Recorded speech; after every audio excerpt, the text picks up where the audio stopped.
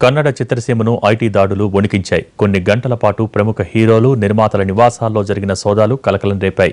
కొందరు మళ్లీ విచారణకు రావాల్సి ఉంటుందని అధికారులు నోటీసులు ఇవ్వడంతో శాండల్వుడ్ లో టెన్షన్ కొనసాగుతోంది. కన్నడ సినీ ఇండస్ట్రీని ఆదాయపు పన్ను శాఖ దాడులు కుదిపేశాయి. పునీత్ రాజ్ కుమార్, శివరాజ్ కుమార్ల నివాసాల నుంచి సుదీప్, యష్ వరకు హీరోలందరి నివాసాల్లోనూ సోదాలు జరిగాయి. పన్ను చెల్లింపులో అవకతవకలు ఉన్నాయనే అనుమానంతో ఈ దాడులు జరిగాయి.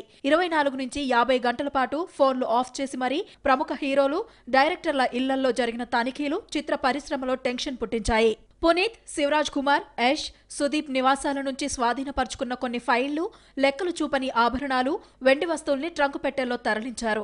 ఆభరణాలు, కొన్ని ఖరీదైన వస్తువులు తమకు బహుమతులుగా వచ్చాయని హీరోలు చెప్పినట్లు తెలుస్తోంది. ఒక్కో చిత్రానికి తీసుకునే పారితోషికం, తన ప్రొడక్షన్ హౌస్, వ్యవసాయ ఆదాయం, బ్యాంక్ లావాదేవీలు, ఆభరణాల కొనుగోలు, ఇతర పెట్టుబడుల గురించి 33 గంటల పాటు అధికారులు విచారించినట్లు శివరాజ్ కుమార్ చెప్పారు.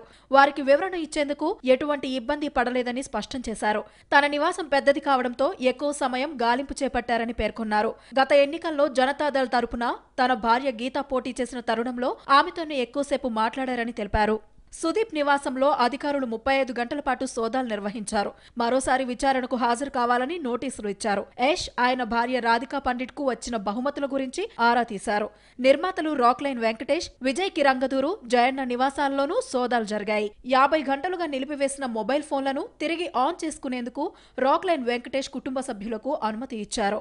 మళ్లీ విచారణకు రావాల్సి ఉంటుందని రాక్లైన్ వెంకటేష్ కు కూడా అధికారులు నోటీసు ఇచ్చారు. శాండిల్వుడ్ హీరోలు, నిర్మాతల నివాసాలపై ఆదాయపు పన్ను శాఖ అధికారుల దాడుల వెనుక కుట్రకోణం దాగి ఉందని సిద్ధరామయ్య అభిప్రాయపడ్డారు. ఆయన చేసిన పొలిటికల్ ట్వీట్లు దుమారం రేపాయి. కేంద్రం కర్ణాటకపై కక్ష సాధిస్తోందని సిద్ధు విమర్శించారు.